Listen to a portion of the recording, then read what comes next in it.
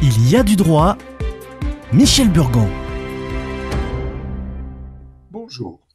Le journal officiel du 26 mars publie des ordonnances qui ne concernent pas la santé mais nos impôts. Vous en trouverez les liens sur le site de Radio Présence à la page de cette chronique.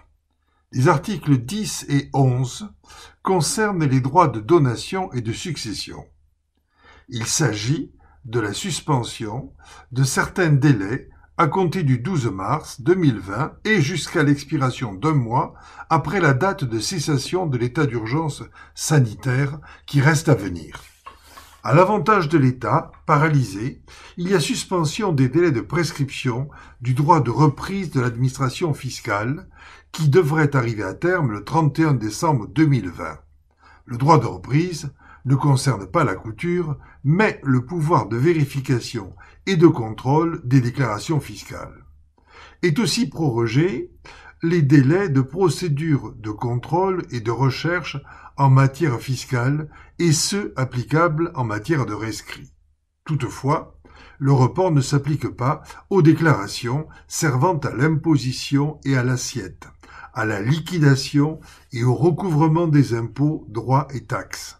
L'État a besoin de recettes pour faire fonctionner les services publics et soutenir l'économie.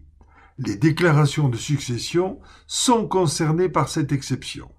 Le délai habituel de 6 mois reste donc de rigueur, avec, par principe, le paiement préalable de l'impôt, et en cas d'impossibilité, il sera opportun de procéder à des acomptes dans ce même délai de 6 mois afin de limiter les pénalités d'usage.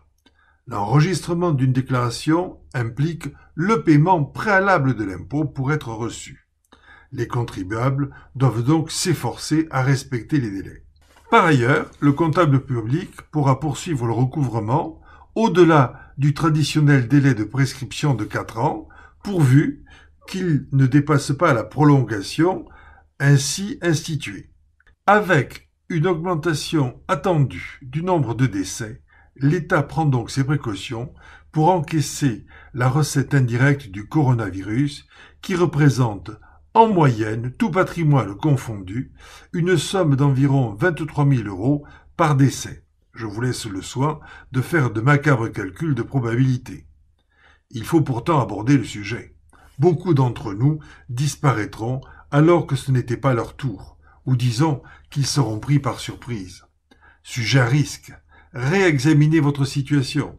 Il est peut-être temps de profiter de la crise que nous traversons pour donner à vos descendants un portefeuille boursier, à l'heure actuelle au plus bas, et prêt à repartir. De même, pour les chefs de petites entreprises à l'arrêt ou en sommeil, pensez à transmettre au moins la nue propriété à vos enfants, à l'heure où vos entreprises feront vraisemblablement une année très médiocre.